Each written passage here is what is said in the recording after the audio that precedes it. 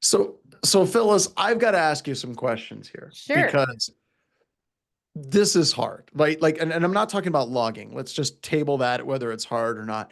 Whenever you're talking about creating a logging strategy and you want to create a control around it, right? There are so many opinions. Like, if you remember, like the old NIST documentation, or if you go back even further, even some of the T6 series, they would get into these fine-grained audit policies and what you should be logging and what you shouldn't be logging, and it was almost all worthless. Like, it was done by people who didn't know what they were doing, or by the time it got out, logging strategies had shifted so much. It's like, how does CIS approach creating like this control without getting too far in the weeds, but Sure. abstracted enough to where it's still useful? It's a really tough balance. It is. And this is where I'm so grateful for our volunteer community, really. And so when we were creating Controls version 8, what many of you probably don't realize, which is fine, is that in Controls version 7, there was no audit log management control.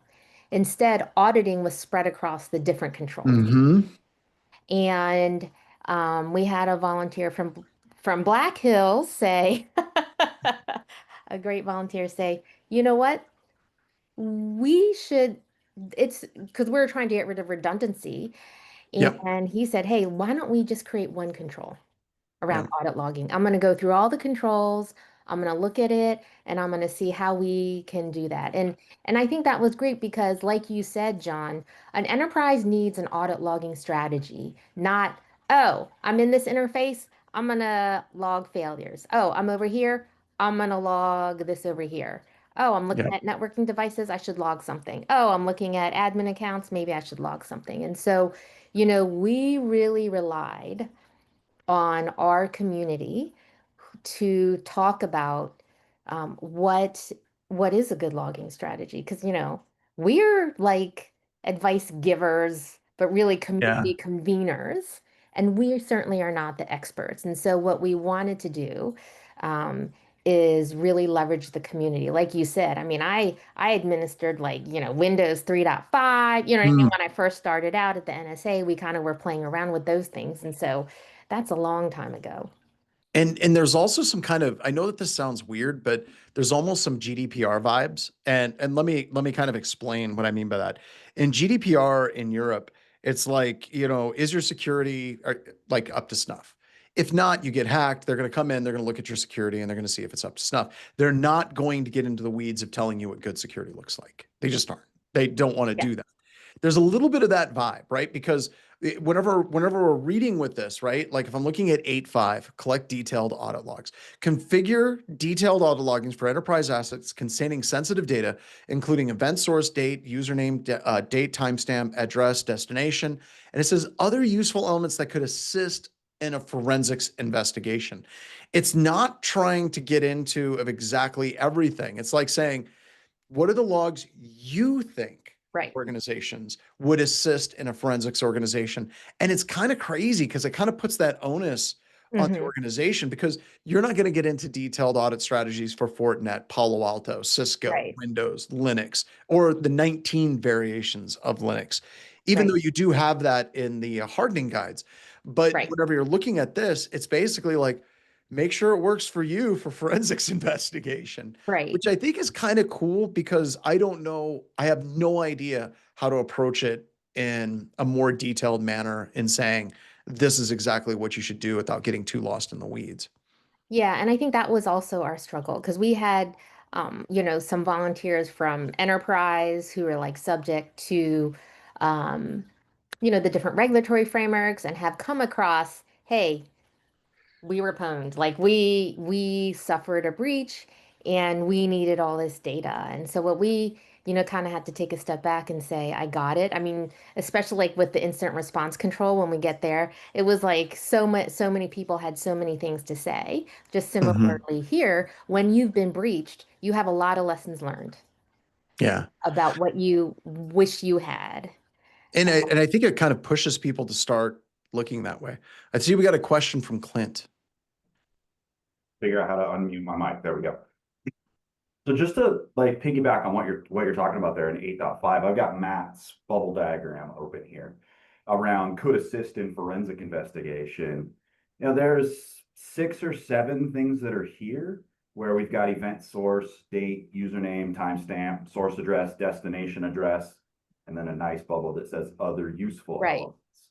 elements. But in the spirit of we can't be perfect, we got to get something being a lot better than nothing. You know, John, as one of those forensic experts, is that a good baseline to start from, or what might qualify as other useful elements as we're filling that in? And maybe I'm getting ahead of the So conversation. no. I think you're right on the conversation, right? Because that evolution, I think, so there's two things, right? I think whenever we're looking at the evolution of endpoint event logs, we're stabilizing, right? We're absolutely in the process of stabilization, especially on the Windows side, especially with the advent of Sysmon, right? Like if you're going through the class, you get to the Sysmon section. I drive that home because anytime I'm working an incident, there are organizations that either A, have Sysmon, or B, organizations that are about to get compromised and find out the importance of having Sysmon event logs. And for those of you that may be joining, like when we're talking about Sysmon event logs, like all the logs you think a computer would have all of a sudden arise in Sysmon. Okay, but let's take that and let's wind it back, right? Let's go through 7 to 8 on the CIS controls. Rasanovich just released Sysmon, like I think in 2017, and it was very beta, and it was awesome right out of the gate. But it was still this new thing, and a lot of people were still trying to make like these traditional Windows strategies work for event logging. And I don't know how many of you have seen Idiocracy, the scene where they're doing an IQ test and the guy is trying to put the blocks in the holes and he just can't get it right, you know? That's how I feel we were for 20 years with Windows event logs. It's like, Yeah. it just didn't click. So whenever you're talking about an event logging strategy for endpoints, we didn't have good event logs, just flat out none, right? And then they sneak this thing in here where in 8.8, where it comes in and it's IG 2 and 3, collect command line audit logs, example implementations including audit logs from PowerShell Bash and remote terminals. And that's kind of the CIS's way of trying to say, okay, the Sysmon thing looks real. Let's slip something in. And there's a number of ways that you can do that, right? You can enable PowerShell logging with 6 different commands in PowerShell. You can enable command line logging with like 9 different settings in group policy, or you can run Sysmon, right? So all of a sudden we have this kind of hint on where you should go with CIS, but that's kind of sitting at the end point, right? So now we have things like the Sysmon event logs, and that's great. And they're stabilizing, and we're starting to see those across the board. And organizations, you can turn that on, you can get all the telemetry that you need off of Sysmon. It's very good. But then you also have the traditional event logs, especially for authentication, that you would get off of a domain controller. And there's in the class, I have 6 event logs that are really, really critical, and you need to pull those down. Where things are still squirrely, and this gets into the last control. What's the number? Hold on, let me close this, open this up. Collect service provider logs. I predict in the next release, and I don't know anything, right? I'm not in the woods. I'm not trying to push an agenda or anything. Forget that. I am pushing an agenda. That this particular one is going. I think this one should go all the way down to IG one or two, at the least, because if we're looking at the difference between when 8 was released to today, this huge explosion of SaaS, this Hmm. huge explosion of cloud computing Hmm. fundamentally changed the game.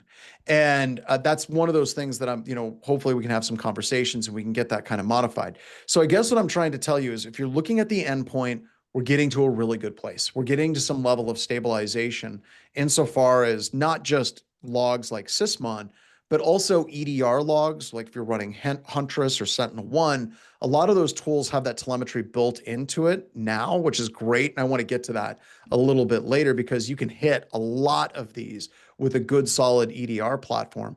But that cloud thing is going to be changing in the near future. That was a long answer, but did it kind of answer your question? Absolutely. Yeah, yeah. And I posted something there in chat, since we're talking about Sysmon and endpoints, and you mentioned Huntress. Today we're using Huntress on the Windows endpoint and Mac OS.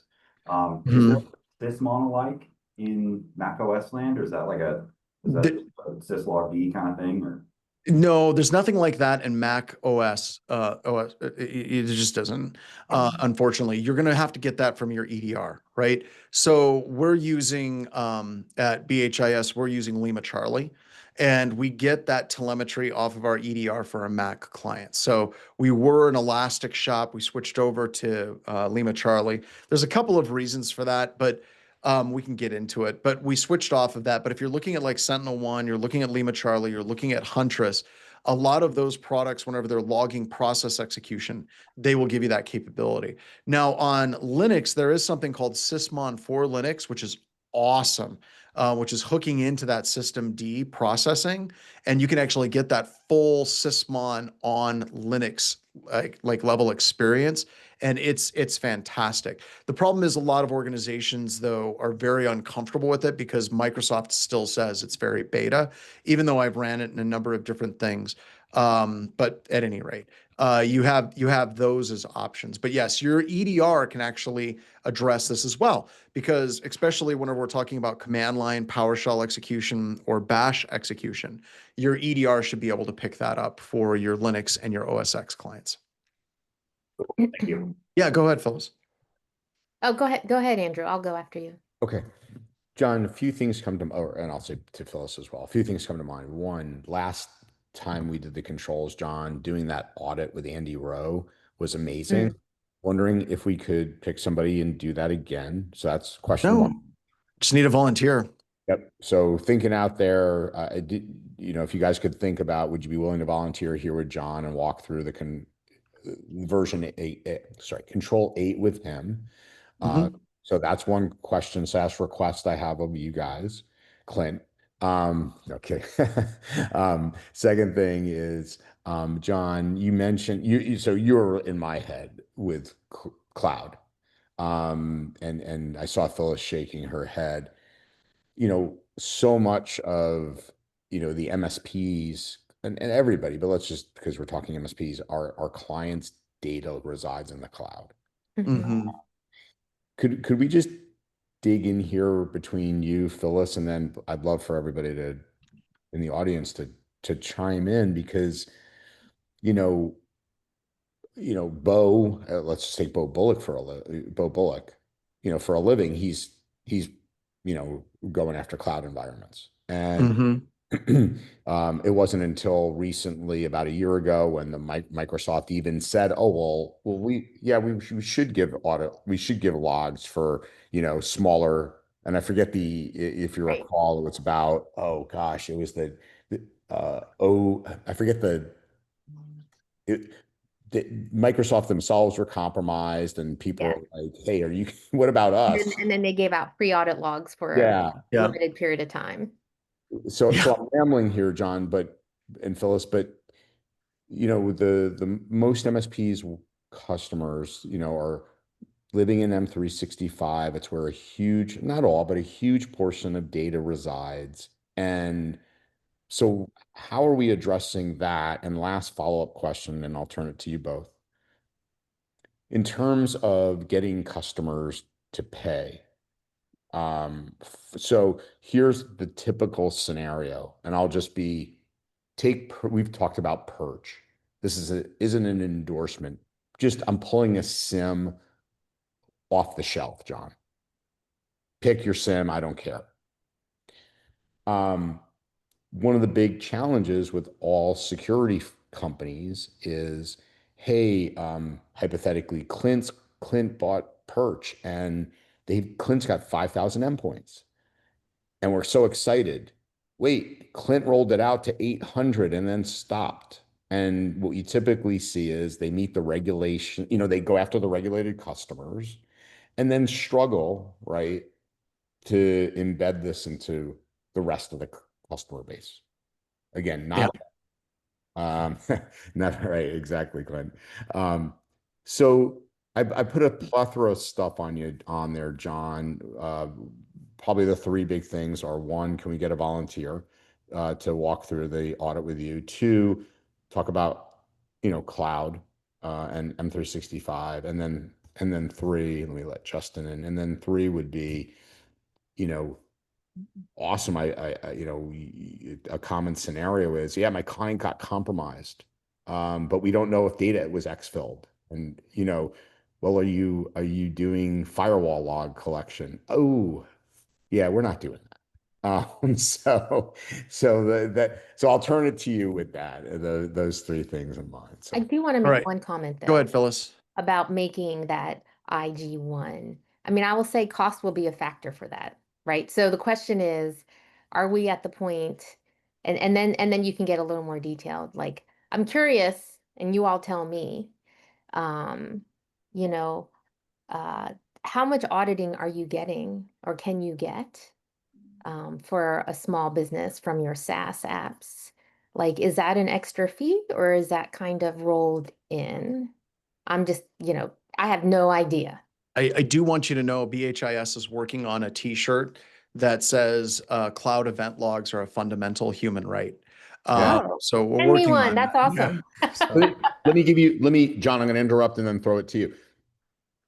Like, we've, like, literally Jim Lippy at SaaS Alerts, okay, has literally, don't know how many conversations, Phyllis, they have tried to get QuickBooks to provide logs. So think about this just for a second, Phyllis. The number one financial Yeah, solution yeah, we in the have it here. world will not give logs for Yeah, their QuickBooks Online. yeah, that's crazy. Yeah, That's, exactly. I don't know what to say to that other than, wow. Who would, who I'm would, just going to throw this out there, doing pen testing for years, just so you know, and we're working with customers that have that type of approach, 99% of the time they're hiding something. It's almost always bad under the hood. So Mm-hmm. yeah, Yeah. who would need financial audit logs? I mean, God, we wouldn't care about it if anyone got in there, right, John? no, it'd be fine. It's fine. It's fine, Andrew. But one of the reasons why I think selfishly I want this to be IG1 is I would love to have this as a hammer Right. to go after all of the SaaS companies, right? So if they're all of a sudden let's use the Microsoft thing, right? They have this breach and they give us the logs and then they kind of take it back. Yes. And it's very frustrating that whenever they look at logging, there's someone that looks at this as a place where they can increase their profits, right? When this is the lifeblood of information security, and we need some more hammers to try to drive that home. But the other part of your question, Andrew, that I really want to get to is you're absolutely going to have customers that are going to say, no, I don't want to pay for that. And that's fine. We get to that shared responsibility matrix. We get to the idea where we've told them the risks. We said, this is the cost to get you the level that we feel is the best level of security. And they say, no. All right, move on with your life, right? I think one of the things, and this gets into like philosophy of running a business, is I've seen a large number of pen testing firms succeed, and I've seen a much, much, much larger number of them fail. And one of the ones that I see again and again as far as an issue of failure is companies that have this rigid business model whenever it comes to their customers, where they say in the pen testing side, this is what a red team is. This is what a web app is. This is what an external network pen test looks like. This is what it is. And if the customer says, well, we don't quite want that, we want something different, they're like, that's stupid.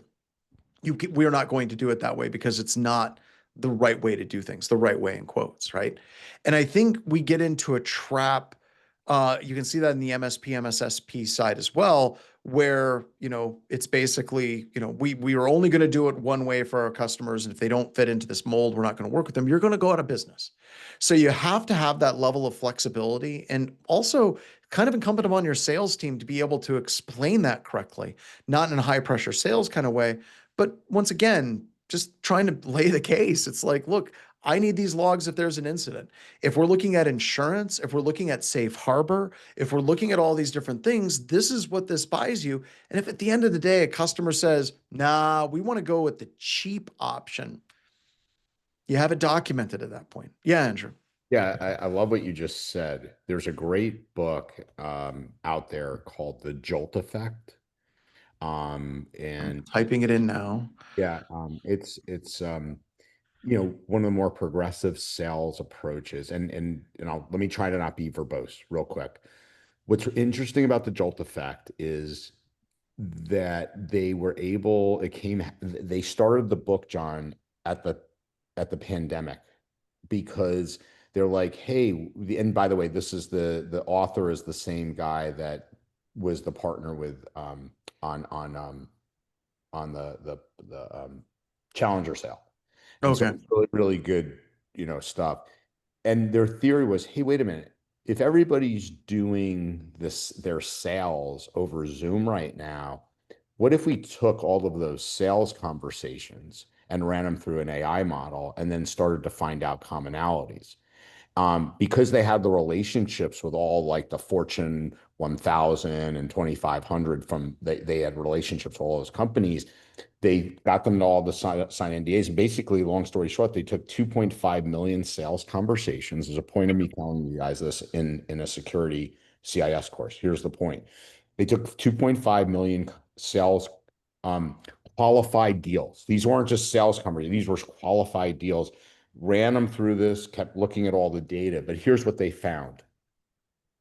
60% of all qualified sales deals ended in no decision. That was the end result. So these are qualified deals. And the number one reason why was almost what you said, and they said it a little differently. It was because they didn't listen to what the customer was happening with the customer, and the customer was more fearful of making a wrong decision than fixing a problem. So Mm. instead of saying, hey, it's our stack or no stack, what the top sellers would say is, hey, look, let me share with you the best way to get going here as an example. Let me show you how our clients get going so hey, they don't have to do $300 a seat, John. What they do is they start off with an assessment as an example. And this way, you don't have to work with us, but at the end, you know what risks, blah, blah, blah, blah, blah. So I'll pause there. Well, and I love that because we have customers that come in and they're like, we want something cheap, right? And we're like, great. I don't say, hey, I don't compete with cheap. We produce quality, as a chainsaw company says. But we'll start with something lightweight, right? You start with a vulnerability assessment, or we'll have customers that come in and say, we want a vulnerability assessment. I'll be like, hey, how about an hour? And I spend time with your company showing you how to do it on your own, because I think that trust is the most important thing.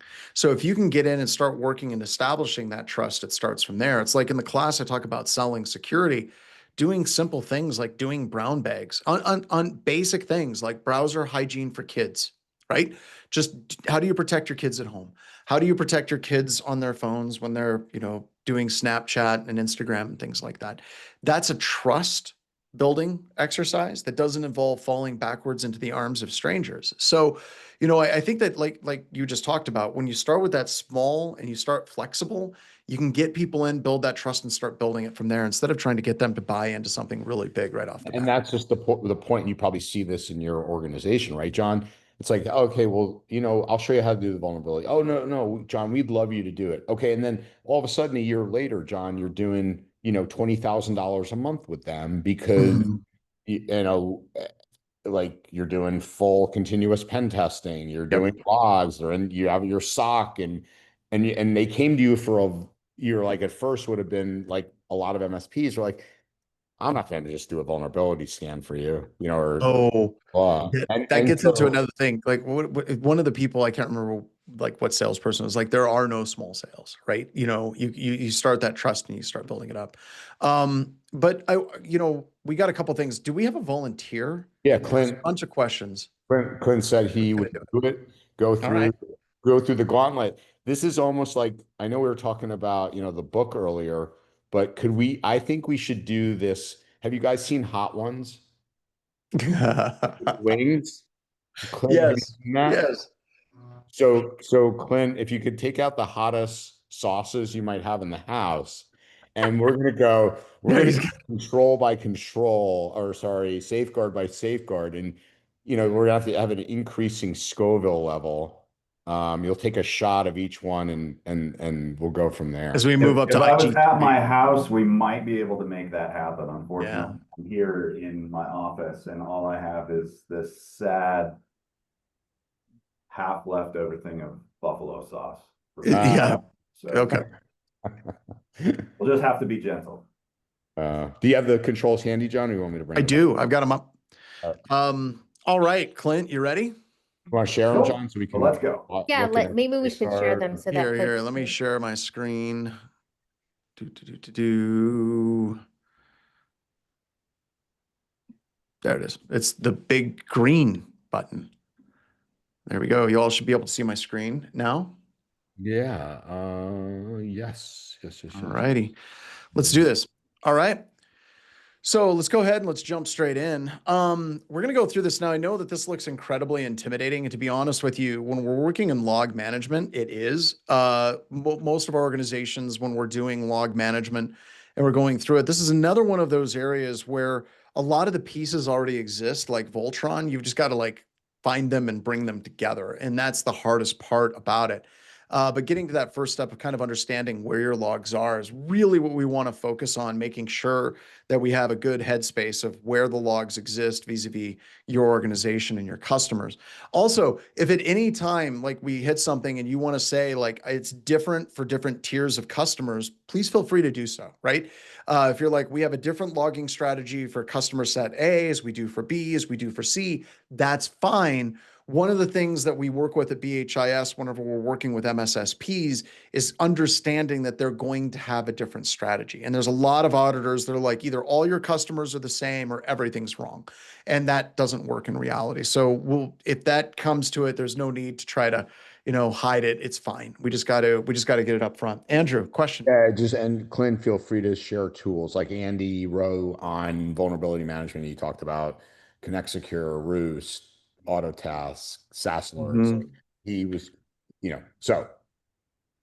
All right. So this first one is talking about the audit log management process. When we're talking about a process, I want to explain what a process is, right? So if you're looking at a high level, you have policies, processes, and procedures, right? A policy would be the equivalent of me saying we make pies. A process would be the instructions, like the recipe for making pies. And the procedure would be the step-by-step detailed instructions for using the mixer, using an oven, how I use a rolling pin, how I do training. So when we're talking about a process, we're really talking about that middle tier of has your organization came up with a documented overall process of what are the organization's goals and objectives. Now, this can kind of bleed into a policy, and that's just fine. We can cut through and identify what's what if you can send that policy to us later, which we, of course, get with the customers. So whenever you're looking at your audit log management process, do you have any high-level documentation that you think would fit into that recipe category or a high-level goal and objective category for your organization for developing a log process for your customers? I think we've got two different kind of categories, like you were talking about, Andrew, where we have our basic services, and then we have some more advanced stuff for folks who have regulation and have to deal with that. Essentially, our internal policy at that highest level is we maintain at least 12 months of offline logs, whether we can pull those in backups or something like that, or they're hosted offsite through Huntress or another partner, and then 90 days of online where things are just hot and we can pull those. Nice. For us internally, that's done in Elastic.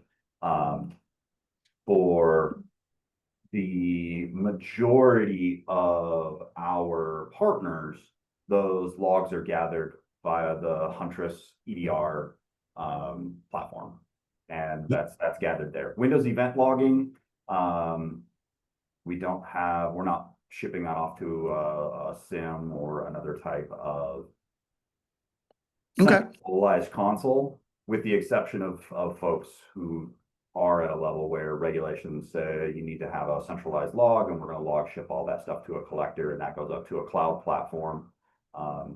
And that can be a number of different providers there, and they maintain for at least 12 months. So let's push on two things. One, you mentioned that some of your customers have higher level requirements. Specifically, not specifically, but generally, can you give me a list of what audit requirements some of your customers are dealing with and what their market verticals are?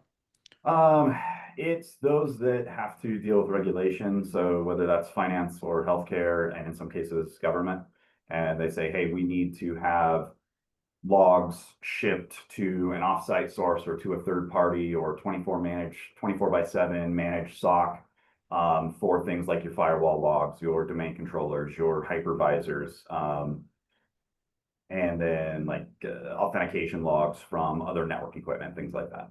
Okay, cool. And then the other thing that I wanted to push on, you said you don't do a lot of Windows event logs. How many of your customers are running a traditional Active Directory kind of environment? Are you dealing with, most everybody is now in the cloud and you don't have a lot of Active Directory forests, or do you still have some of those legacy ones available? We have a few of those legacy ones available. The majority of the slice of the pie that would be our customer numbers are Yeah. all 365 cloud-based Perfect. style environments. Sounds good. I would put in a recommendation for the event logs on your domain controllers. Those are probably, like, if we're looking at the traditional Windows event logs, something that can't be handled by Sysmon or by Huntress. When we're looking at those domain controller logs, I would really recommend looking at getting like an Elastic agent, since you're Elastic Shop, and getting those off and running that through some of the telemetry. We've been doing that at BHIS. It works really, really, really well. At least as a stopgap until you can kind of get things moved into the cloud. Whatever you do for all that's holy in the universe, do not do WEC-WEFs, Windows Event Collection and Windows Event Forwarding, under any circumstances. Now, if I was doing a webcast, I would soften this punch, but it's a train wreck. It dies in horrible ways. It doesn't notify you when it dies often. So if you're looking at that, I would recommend looking at using the Elastic agent for pulling those in. It would be a lot better. Now, with your Elastic, are you running it in like Amazon, or are you running it in the Elastic service that's in the cloud where they're hosting everything? Neither. We run that self-hosted internally and back those things up. Someone's fancy. All right. I don't know about fancy, but it's cheap. Cool. All right. Very good. So let's move on to 8.2. Now it's talking about collecting the logs, right? Ensure logging per the enterprise log management process has been enabled. This one is difficult. One of the things I would recommend, just from what we've talked about so far, is really solidifying in your policy and your process. And also from your sales deck perspective, what would be the tiers of logging for your customers? Do you have anything in that, like sales documentation or internally saying, this is what we log for customers in, like, let's say lower tier, and this is what we do for middle tier, this is what we do for upper tier? It doesn't have to be adhered to perfectly, but it at least has to be somewhat documented, as it shows me as an auditor that you've at least thought this through. Does that make sense? It does make sense. And I think that from the sales side of things, that would be an area of documentation that we could probably improve on. We have products that align with those things, but to have official documentation or something like that is something that I don't think that I could hand to you if you said, Clint, give me that stuff tomorrow. Very cool. And what's really cool about this is this becomes collateral in your process and your policies that can be utilized as sales collateral. And literally they just kind of become like a straw man, where you start here and you kind of have a visual where you can recommend to people, these are the logs that we're going to have. This is one of those things where whenever I'm working with other auditors, they really try to harp on, you need to have one process for everybody. That doesn't work for MSSPs. It doesn't work for, actually, in a large number of enterprises that have multiple silos. But as long as we can say that this is a well thought out process, and we're trying to achieve a specific goal, and there's going to be deviations, and deviations are fine, right? Anytime you start getting into deviations, we get into conversations about compensating controls. And just get me on the phone. We can talk about what compensating controls are. You may have some customers that have like an AS400 that's running RACF or top secret. You're going to be like, I don't even know where to begin. And we can talk about that. There's lots of weird things, but as long as you have like these big buckets where you've talked about it as your goal and objective is to make pies, then you're moving in that right direction. You got it documented there. So that's one recommendation there. Ensure adequate log storage. This was very, very interesting. You said that you keep them hot 90 days, and then you have, I don't want to say cold, but let's just say cold for the sake of purposes of what we're doing here, for a year. Now, I want to get to the wording of this one. It says ensure adequate audit log storage. How do you establish your log storage to make sure that it can scale appropriately? And I ask because I work with organizations all the time that don't have that. And what happens in a lot of logging solutions, if they hit that cap, they just start ignoring and discarding logs quietly. So how does your how does your 90-day and your long-term, how does that scale? Is that automatic, or do you have alerts in place and notifications whenever you start getting into a certain percentage? How does that work for you? So for anything that is shipped off to third parties with cloud, that's their problem. They get to deal with the storage requirements that are there. The only thing that we have to deal with internally when it comes to that is like our Elastic store, which is quite large. Mm. And while the policy says 90 days online, we keep 13 months online. I can go back to 13 months ago right now. Hey, under promise, over deliver, man. Yeah. And that the other thing that does for you, by the way, is if you Well, get into an incident, within that time window, you can do the whole, ooh, yeah, we keep 90 days, but we're going to go see what we can do. It gives you a little bit of breathing room. And then when you have it, like, oh, look here, we've got it. They're like, you kind of create that sense of tension, and then it kind of releases. It helps when you're working in an incident on that. Makes for a great story. It does. And to your question of do we have alerts in place? Absolutely. When that particular log volume starts to get to 80% or what have you, which usually happens about once a year, or if we onboard some new device or have to increase verbosity of logging and what have you, and so the shards get bigger and whatever happens with Elastic, those find their way in. We grow out the storage as necessary and move on. So those previous alerts that you've got are so critical to an auditor, right? Because we deal with people all the time. They're like, yeah, we got alerts. We got alerts. Yeah, we're fine. Check box. A good auditor will say, has that alert ever been triggered in the past? So keeping those emails, don't delete them from your inbox, become this really important evidence for a couple of reasons. One, to make an auditor happy, and you want to make auditors happy. The other reason is if you ever get into a situation where, let's say, something goes sideways, you can prove that there was due diligence where you did in fact have that telemetry. You've worked with Elastic. You know when Elastic pushes out updates, sometimes things break. Sometimes alerts break, right? We don't need to get into details on, how tagging and ingest and all of that works. But what happens sometimes is things break. And if you get into a situation where something bad happens, where all of a sudden you've maxed out the storage, the alert didn't happen, to prove that there's some level of due diligence that you had done this in the past, it had worked in the past, and it broke, is actually really important if you ever go to court. So just make sure you do not delete those emails, and maybe even test it and validate it and be like, hey, let's let it get to 75% and see what it does. Or create the alert threshold down to 50 and make sure that it's alerting properly periodically. May not be a bad call. So, all right. Standardized time synchronization. You got everything as Greenwich, right? UTOC time? I would imagine so. I would have to go through and absolutely look at everything to make sure that the logs were aligned at GMT. Yep. When I looked at that, I saw, do you have things synchronized to similar NTP sources? Not necessarily. Wouldn't worry about that too much, because if you're looking at network time protocol, if you're talking about sources, you're going to talk about slight variance in time. When you're talking about time zone synchronization, that's where things get really squirrely.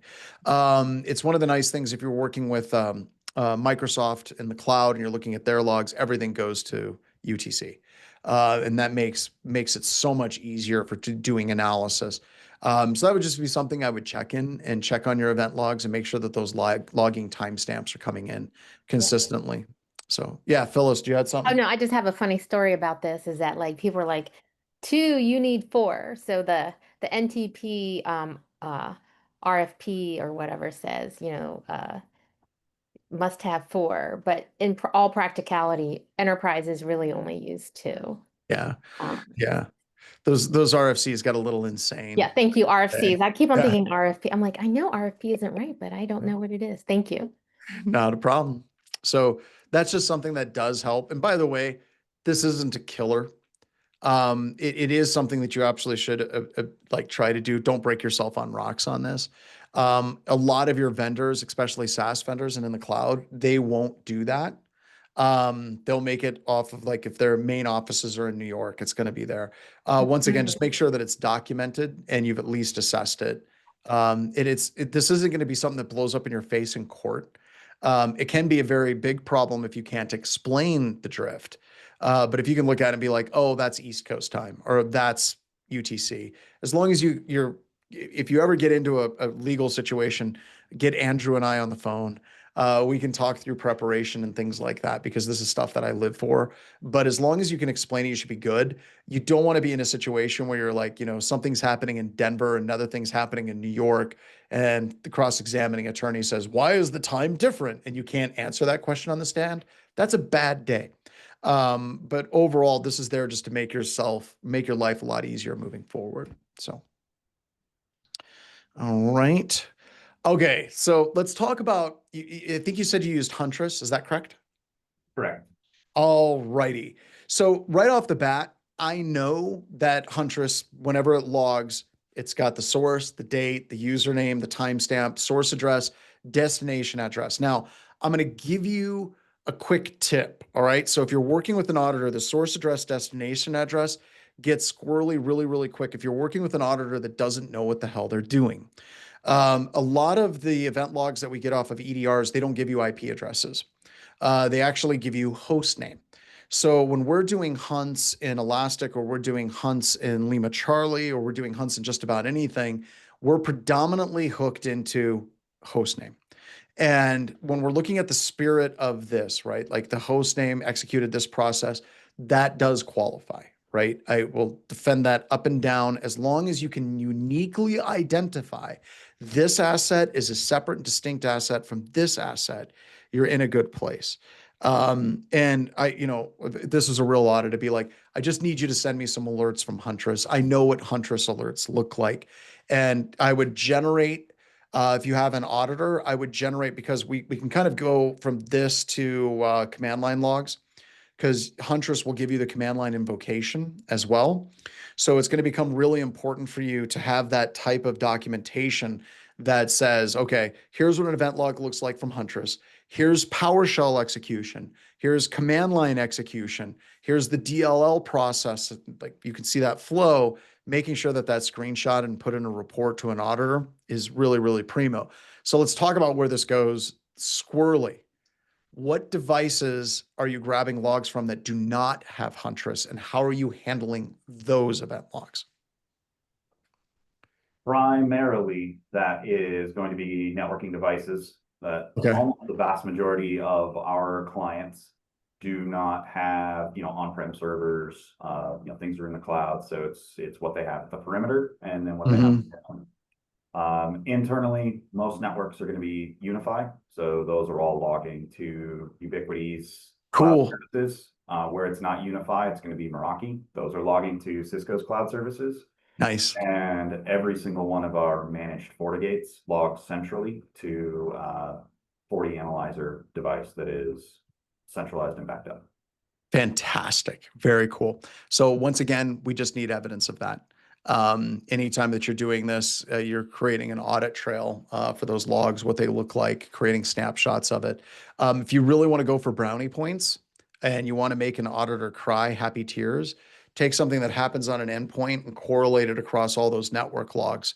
That you can kind of correlate and fuse that together to where Huntress says this, then we have this network connection. This is the DNS entry. This is the URL for it. That's primo. Phyllis. I have a question. as we look to a version 9, do you think a lot of the tools, instead of source or destination, have host name? Because then what we can do is modify the language here and say source address slash host Just, name. that's all Because you got to do. Yeah, because people source. take this verbatim, and what I don't want Yeah. is for someone to be like, oh, now on the back end, I've got to like resolve the host name to an IP address in order to meet this requirement or this safeguard. I would do source address, destination, and or host name. Okay. Or yeah, that would be it. True. And the reason why that's changing is because of two reasons. One, you have a lot of remote people, right? Where Mhm. they're working from home and they all have IP addresses like 192.168.1.101, 102, 103. And that host name becomes so critical to differentiate between those. So Great feedback. Thank you. you bet. All right. This one sucks. I'm sorry. Um, what are you doing? What are you doing for DNS query logs? Uh, maybe better than anticipated. For folks who have on-prem DNS server or on-prem DNS servers, on-prem domain controllers that they are using as their DNS servers, we've got the Windows DNS logs. Yeah, Uh, and is that actually turned on those domain controllers? Because usually to get the level of fidelity that's required for that, you have to turn on debugging for DNS You to do get have that. to turn on, you do have to turn on debugging log, and I will not stand here and sit and guarantee you that it is enabled on every single one of them. That's Uh, fine. it should be, but I won't make that promise. All right. For So any, what about for any what? DNS queries that go outside, Yeah. those are logged by the FortiGate. We do not allow, unless there is SSL interception, deep inspection on the SSL connections. At the FortiGate, we're not going to allow encrypted outbound, so the firewall can see what those outbound requests Nice. are and log all of that stuff clear back to a FortiAnalyzer. So we do see those things that go outbound. Very cool. And how are you enforcing DNS to go through approved and authorized DNS servers? We only allow the outbound connections on policy. Everything else is blocked. If you try to go to UDP 53 outbound to something that's not 111. Like 8.8.8.8. Yeah. It just gets dropped at the firewall. All right. So now let's drop another hand grenade on this. What about DNS over HTTPS? Sorry. Unless that port is explicitly allowed. Oh, it is. It's HTTPS. It's 443. Oh, well, that's right. That's a good question. So a recommendation is there's not a lot of DNS over HTTPS providers that are out there today. You can actually block those. And one of the problems with DNS over HTTPS is it starts as a noble idea, right? It's encrypted DNS so people can't see what you're doing. And I empathize with that. The reality of the situation is a lot of the DNS over HTTPS vendors are just slimy, and they're trying to get the data to go through. So this is one of those things that I would look at, like absolutely an auditor would trip you up. So I would recommend saying that you can disable it in the browsers, or better yet, what you can do is say there's a select number of primary DNS over HTTPS vendors that are out there, and we block those. That would just be a recommendation. But this one's so hard. This one's so hard because, like I said, you got to turn on that debugging level in a domain controller to get it to work. You might get lucky if you're running a perch device that's running on a perimeter that's running Suricata. Suricata does log that. But once again, when you're looking at everybody's working from home, not everything's going through a concentrator and then outbound. The other way that you can pull this off is using Sysmon with Event ID 3, I believe, where it will log every single DNS query from the hosts. So there's some options there, but I hate to tell you this, there's no clean one-shot solution to all of this stuff. It's one of those things where it's just, you've got to show the auditor that you have an approach, you're aware of the cracks and the problems that can exist, and you're taking reasonable measures to address those. I look at this as DLP. DLP keeps people honest. It's never stopped a hacker. Like, and if it did, they weren't a very good one, right? But it does show that you have a policy that is trying to keep honest people honest, and you're going to do what you can do, but you're not going to lose a tremendous amount of sleep over it. So just kind of be aware of how you would deal with DNS over HTTPS. Are you enabling that debugging level on the domain controller? And if you want to get real fancy, good luck with this one. Even though I love it, is going through and setting up some really good Zeek sensors on the perimeter. But that and Sysmon is the only Surfire solution, but that's usually a pretty big technological lift for most organizations, especially MSPs. So, all right. You mentioned Fortinet. You've got this, right? I mean, Yeah, sure do. and I think your Unify devices and Ubiquity are doing this too. Because I think in Ubiquity, I can look at least mine at home. I don't Yeah, know. you might be able to pull that in the logs in the I'm Unify pretty console. sure that there's someone here that's going to let us know. But I'm 90% certain that I can see DNS or not DNS. I can see URL requests, at least in mine at home. Although I might be getting that confused with my firewall. All right. All right. So we already talked about this. We jumped from Huntress, and I kind of jumped over to 8.8. We were talking about command line logs. You had mentioned some OS X systems. You can actually cross-compile Sysmon for Linux onto a Mac. It's very, very difficult. And please, for the love of all that's holy, don't do that. The reason that why just sounds like a bad idea. well, what's really neat is the TCP/IP stack for Mac is based on BSD, NetBSD, and it's the same one that's used for Linux. So you can get it to work, but there's no way you're going to roll that out to your customers. It just isn't.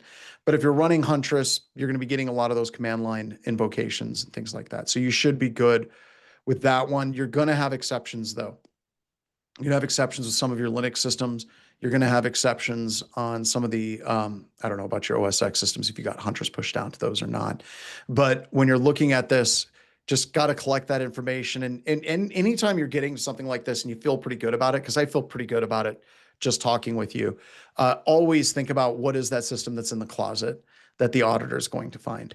And don't try to hide those things. Make sure that they're documented as exceptions with quote unquote compensating controls. Absolutely essential that you do it that way. All right, now we'll get to one just from talking with you.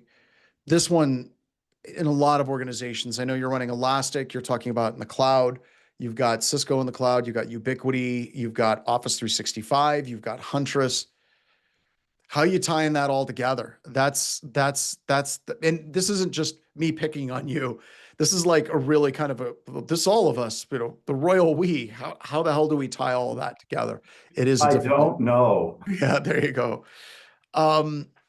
So what I would recommend, and Phyllis, I'd love to get your answer on this, is when you're talking about this, clump it. We centralize our audit logs for all of our endpoints with Huntress. We centralize all of our audit logs with Fortinet and Fortinet Cloud. We centralize all of our audit logs for, Ubiquity in the cloud. It's not a horrible thing to have multiple different event log points, right? The big thing that I'm going to ask if I'm an auditor is, have you worked any incidents where you've had to correlate and fuse that data across multiple places? And how successful was it? Number one. And the other thing is even more important. Do you have documented procedures and are people trained on how to access those logs in multiple places and correlate and fuse it? And if you can answer those two questions, you're sitting in a good place. You still might get into a bit of a confrontation because there's something that happened years and years ago, probably with like old days of ArcSight and Splunk. And it really kind of, it's going now to like Google Chronicle or whatever Google wants to call their SIM. But you're really kind of getting into this push where a lot of the logging vendors are like, log everything to us. Right. And there's some value in that, right? The idea sounds good. We're going to correlate and fuse all of the logs together. That sounds fantastic. But the reality of the situation is, and you're an Elastic shop, I'm an Elastic shop as well. the reality of that is far more difficult, right? Like if you look at Logstash, ingest, you're going to tag. The simple conversation that we had on host name versus IP address and making sure that it's tagged properly is a non-trivial task, right? So if you want to attack that, that's great. But I think that having documented procedures, step-by-step instructions, making sure the team has training, and then having some documentation of some incidents that you've worked where you've done that will make an auditor feel a lot better. Does that make sense? It absolutely does. And I think the only thing that I would put forward is the direction that we are trying to go. So been working with my contacts at Huntress on their SIM offering that they have, and just getting them to understand and ingest more and more of the different logging formats and information, and understanding what's important for things like what we today send to Elastic from our hypervisors, from our firewalls. They can ingest a lot of information. They're already bringing in all the Microsoft audit logs that are coming in 365. They have the EDR and the event logs that they're pushing out to our endpoints and OS X. So that's, if I could pick one place to centralize them all, that was also giving us the benefit of watching it 24/7 and having the SOC that was there in addition to that, that's where we're trying to get to. But the product isn't, I can't ship everything there. It's not, it's good just yet. not there yet, right? And I'm Yeah. not ripping on Huntress. I mean, No, they me just either. started releasing this in 2 years ago. Yeah. They were showing it off of Write a Boom, the last Write a Boom that Andrew and I had in Vegas. And the other thing that they're trying to do is they're trying to do it right, and that takes time. But I don't think it's completely cooked yet. So this brings up a conversation of something called a plan of action and milestones. So when you're talking about centralizing your audit logs, if that is your plan, then make sure that that's documented and you're coordinating with the team at Huntress. Like, what is their event horizon for accepting and ingesting the logs that you have? Because an auditor isn't just going to say, "Are you logging these things?" An auditor is going to push like, "Are they being tagged and alerted on appropriately?" And there's a number of strategies for that, right? If you have certain logs that come from your firewall vendor, they'll have certain criticality. You can have the SIM and Huntress automatically trigger a ticket at certain criticalities. That would work, right? But a really, really good centralized solution will actually correlate that once again, will tag that and understand that this is an IP, like IP ADDR is the same thing as IP underscore ADDR is the same thing as IP. Or dest or source IP, trying to tag that and pull that all together is where it gets tough. So the conversation needs to move away from what is like the perfect solution, and instead, what is the solution that you're working towards, and what are the stages of building upon that solution? But because you're never going to be done, like even if you actually get to that point, you're never ever going to be done completely. So, like I said, plan of action and milestones is your friend whenever you're talking about these. Phyllis, you got to take two. Oh, no, I was going to say I agree with everything you said. I mean, there's no way you can have one, I always call it one screen to see everything. Single pane of Yeah, glass. the single pane of glass. Thank you. My brain isn't working this Yeah. afternoon. There's, John, those of us who have worked in the DoD or IC, it's a single pane of glass, red, yellow, green. Like that's never gonna work where everything's magically correlated and you'll know what's bad and what's good. But this is really just like try to get there as quickly as well as you can, knowing that so many products have their own proprietary format. Yep. That it's And a pipe dream to think that they're all going to converge into one singular pane of glass and you're going to magically do the correlation. But it is That's like today. asking everybody to use the same date format. Yeah, it's not going to work out. No, it doesn't work. But it is to say centralize and try to make correlation yep. as easy as possible. And I agree with, what John is saying about having those policies in place to try to figure that out. And I don't know that more data is better. I used to always say like, hey, because, I worked for the government. They wanted to log every little single thing. And I'm like, okay, Right. got these We had to core keep it. How long did we have to keep it for DoD? 7 years. 7 years. And for certain Offsite. classifications, it was forever. Yeah.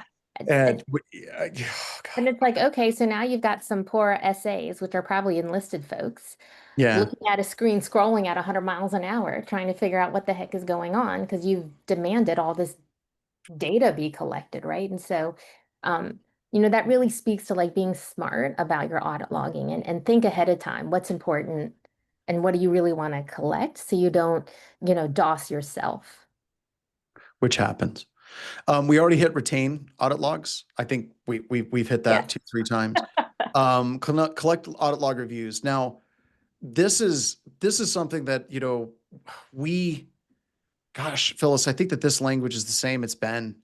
Conduct reviews on a weekly or more frequent basis, right? And it goes back to what you were saying, some analyst scrolling through logs, right? Yeah. You're meeting this one. This is one of those ones that should be an IG1 because this should be automated, right? If you're running anything and you're meeting anything, it should be automated. This should be happening at all times. Right. So I that guess, would be one thing. Now, if I was going to replace 8.11, I would replace it with something that's validating the integrity of the audit logging process. So if logs stop flowing, there's an alert that's generated. If log volume changes, there's an alert that's generated. But at any rate, that's just me wishful thinking. I'll talk to you offline about that. The We question will. is, can, I can, want to get involved in 9 and I don't at the same time. Like it's just like, yeah. But I'll okay. put you on friends and family for review, but go ahead. Exactly. I could just sit in the background and I can complain to key people. That's what I'm looking for, right? That sounds good. Yep. And I'm then all for that. 812 service provider logs. I'm just going to ask, so what are you doing? Like you have these logs that are generated in Office 365. How does that percolate down to tickets? If you're looking at Fortinet, how does that percolate down to tickets and notifying your team from these SaaS services that something's gone awry? How do we get from something bad happening in the cloud? Let's just stick with the Office 365 because we can spin off in a number of different directions to creating a work item that needs to be investigated. So we have the ITDR integration through Huntress, watching the audit logs over there in 365. That is integrated into ConnectWise Managed PSA. They have anything that pops in there that they cannot automatically take care of, generates the ticket, and then it gets assigned to the service team and we work it. Rock on. Fantastic. Dude, that's perfect. We do have another question that came in. Justin asked, do we need collecting logs from switches and APs, specifically around DHCP logging, like which IP address was assigned to which MAC address would be the logs that you would want to make sure that you're capturing off of those devices. You can get that in a number of ways. It can be just general logging, and you can also get it off the content addressable memory table of those devices as well. So I said a bunch of words and that's easier said than done. It depends on your vendor on logging on those and how they work. But that's it. We did go a little long, Andrew. But there's 12. We did 12 of them in like 40 minutes. I have to say, I loved it.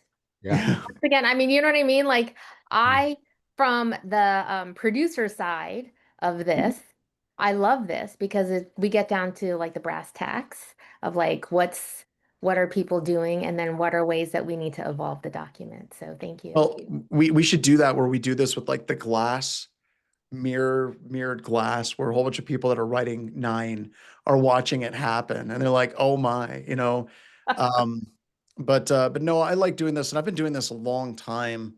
And I always like, this is one of those things, like I love the MSSP space, right?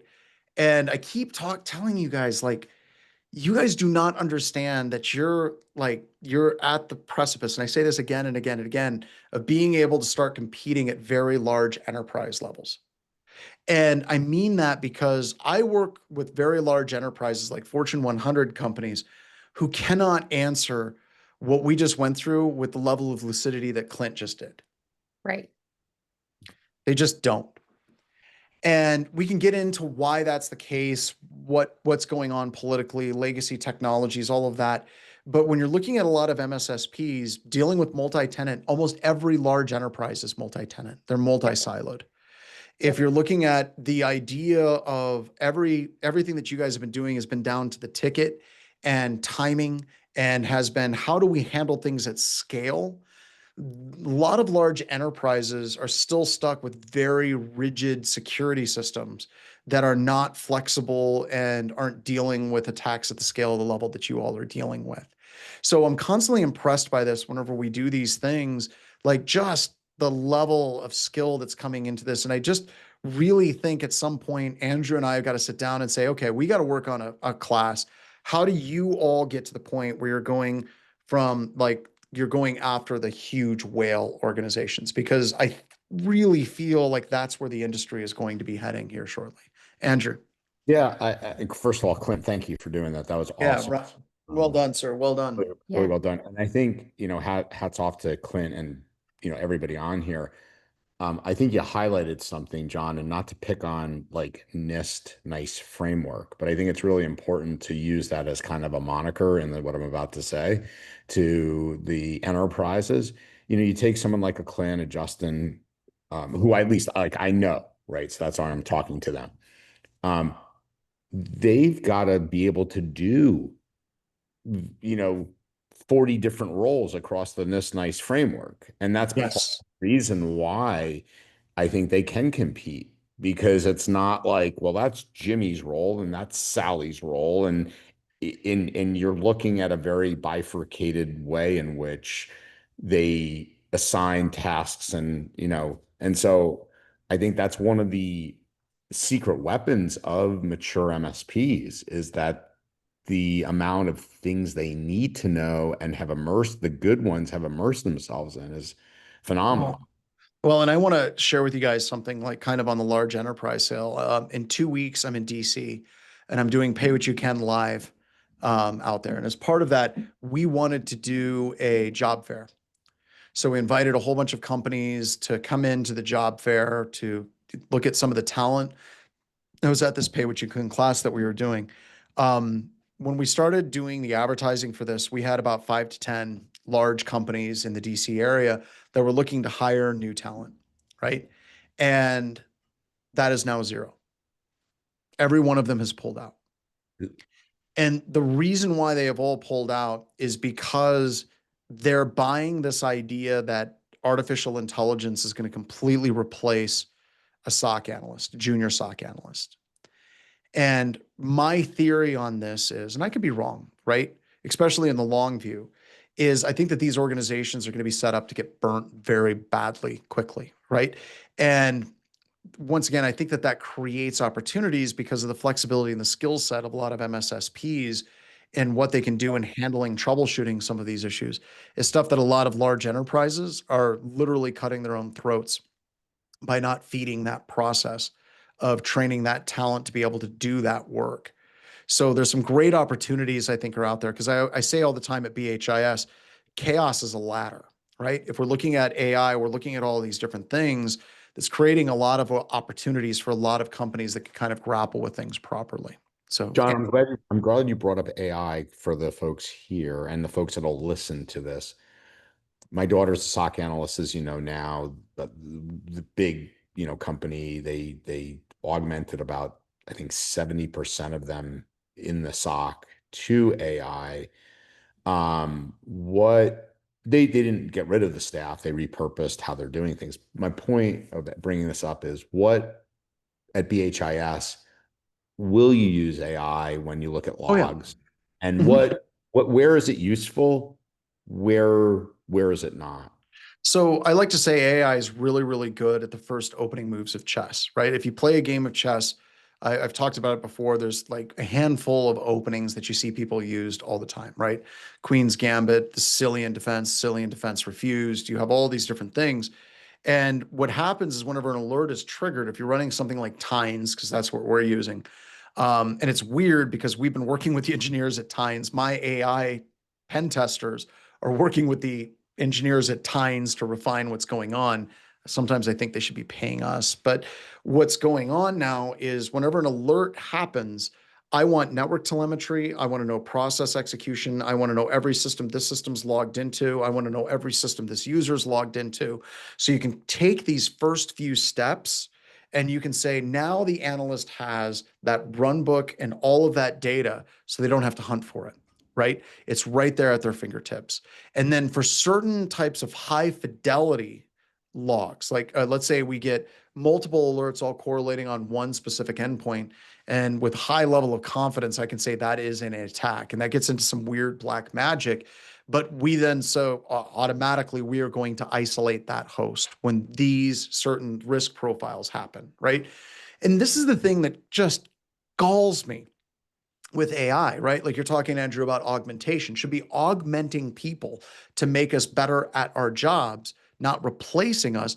Because seriously, all of the stuff that I just talked about, that's like an hour or two of work. The real work becomes after that, right? We now know that we have a breach. How are we going to make sure that we're isolated? How are we going to check the rest of our systems? How are we going to deal with the politics and the communication internally and externally within the organization? How are we going to identify the attack path that came in the first place? And then how do we do an assessment to make sure that that attack path doesn't exist afterwards? So there's a lot of work. And really, I look at computer security as we've been getting our asses kicked. The complexity problem is just growing exponentially.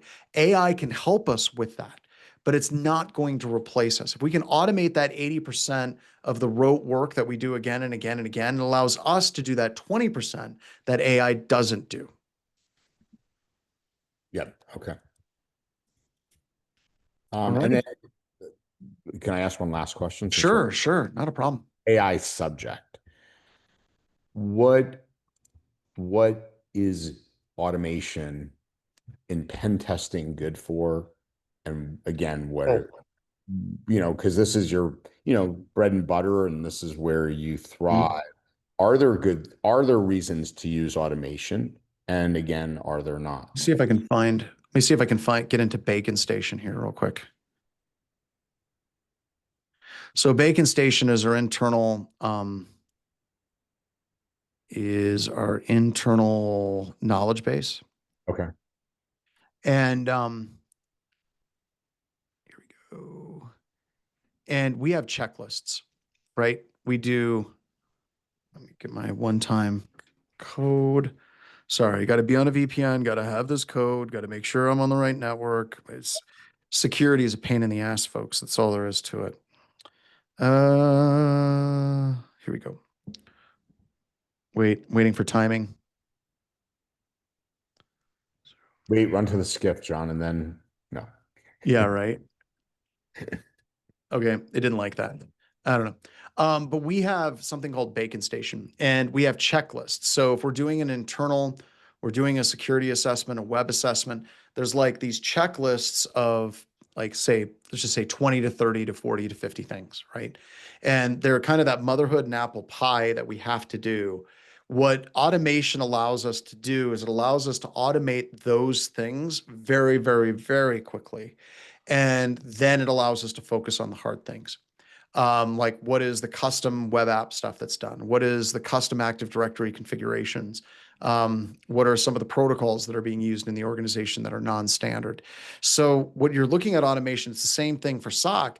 Automation should be assisting us to address the complexities and trying to get to the point where the things that we've been doing hundreds, thousands of times in security, just automate that so that we can now focus on new cloud technologies. We can focus on new delivery technologies. We can focus on new web app services that are being created that we can then focus on. And I like to tell my customers, really that checklist is the first 15% of the test. Everything after that is based on what we discovered and then a human looking at it and trying to piece these things together. So automation should be part of it. The only problem I have is whenever a vendor is like, we completely automate a pen test, 100%. They're liars, they're charlatans. It's not true. So it requires a human to look at things because once again, AI and automation is great at dealing with things it understands. And the nature of penetration testing should be trying to identify things that are new, that are novel, and trying to focus on those things. And that's really what we've been doing. And it works really well.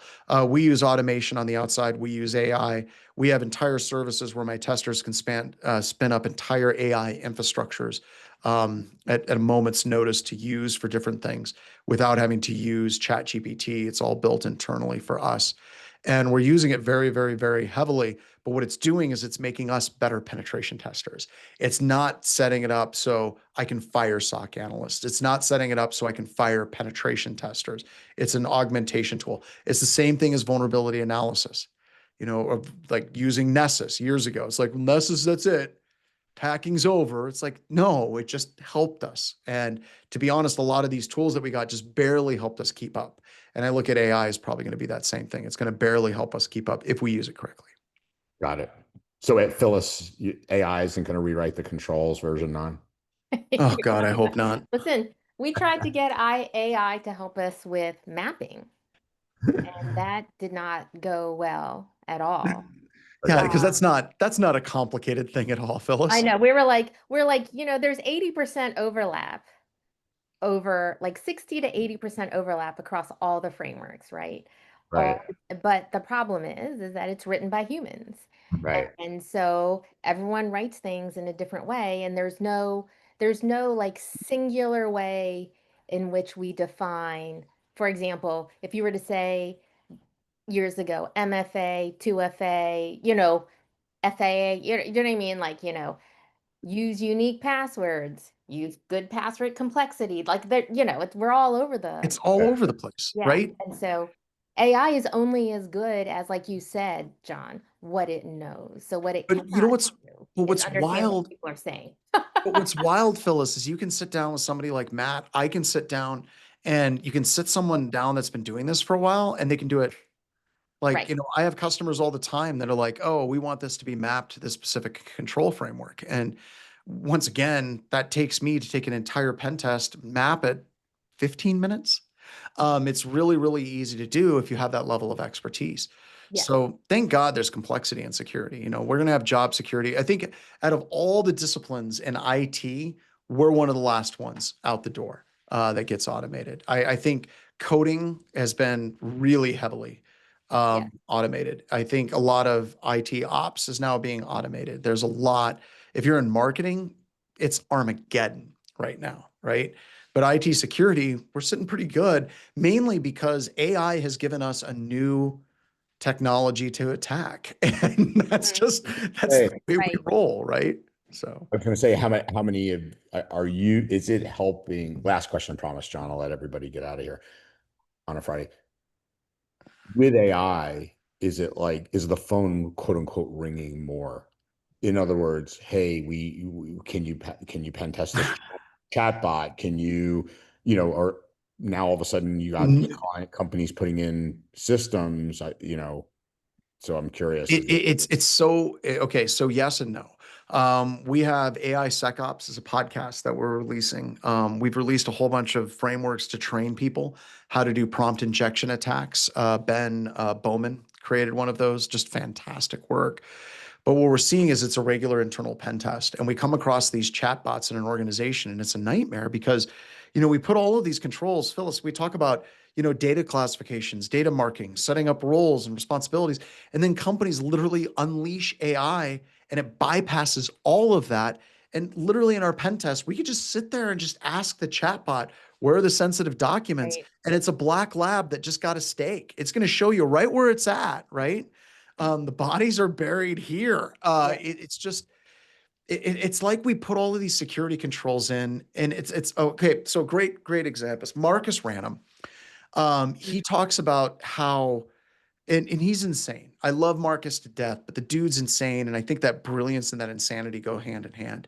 He talked about he created a firewall. He created the firewall and he regretted it because immediately people stopped patching their systems, right? And when we created IDS and IPS systems, people were like, well, we don't need to have DMZs anymore because we have IDS, IPS. We have DLP, we've got this. We keep on seeing these new technologies that show up, and we think that it's such a huge paradigm shift that we can ignore all security that came before it. And instead, it just kind of further facilitates additional attacks. So once again, that's a long answer. We're over time. I apologize, but this is something I'm planning on doing a stream of webcasts on. But no, they're not coming for any of our jobs right now. They got a long ways to go. Yeah. Awesome. All right.